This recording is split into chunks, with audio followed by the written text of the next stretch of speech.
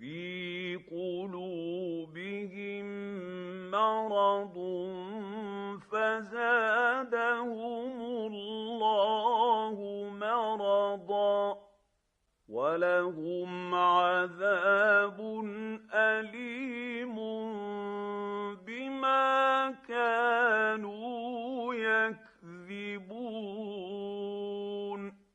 وإذا قيل لهم لا تفسدوا في الأرض قالوا إنما نحن مصلحون ألا إنهم